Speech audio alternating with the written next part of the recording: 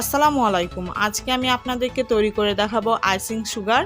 এই আইসিং সুগারটা কিন্তু যে কোনো ডেজার্ট আইটেমে অতি প্রয়োজনীয় একটি জিনিস।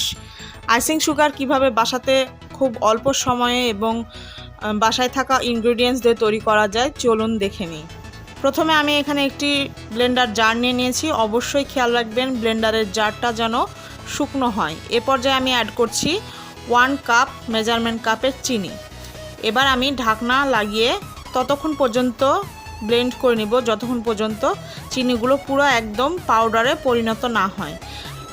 খেয়াল রাখবেন যেন ব্লেন্ডারটা যখন আপনারা ব্লেন্ড করবেন তখন অবশ্যই 10 সেকেন্ড ব্লেন্ড করে আবার 10 সেকেন্ড থেমে তারপরে আবার 10 সেকেন্ড ব্লেন্ড করবেন। এভাবেই কিন্তু ব্লেন্ডটা করে নিতে হবে।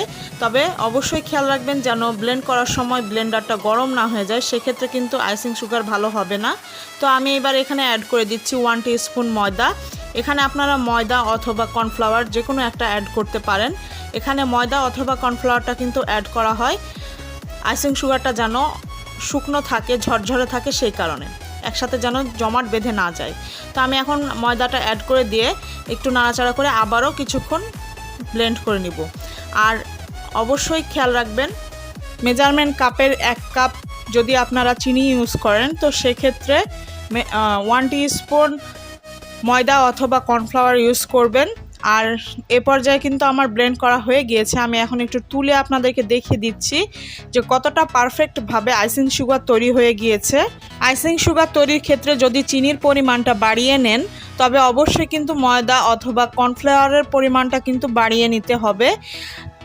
আর যদি চিনির পরিমাণটা কমিয়ে নেন সেক্ষেত্রে কিন্তু ময়দা অথবা কর্নফ্লাওয়ারের পরিমাণটা কমিয়ে নিতে হবে। এ পর্যায়ে একটি এয়ারটাইট বক্সে আইসিং সুগারগুলো সংরক্ষণ করে রাখতে হবে।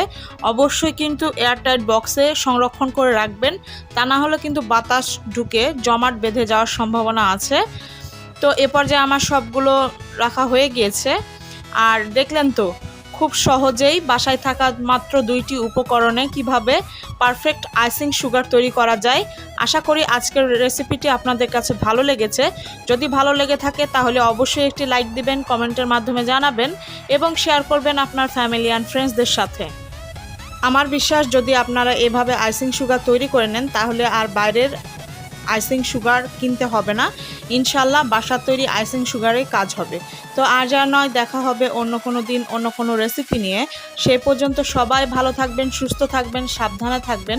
আমাদের জন্য দোয়া করবেন। আল্লাহ হাফেজ।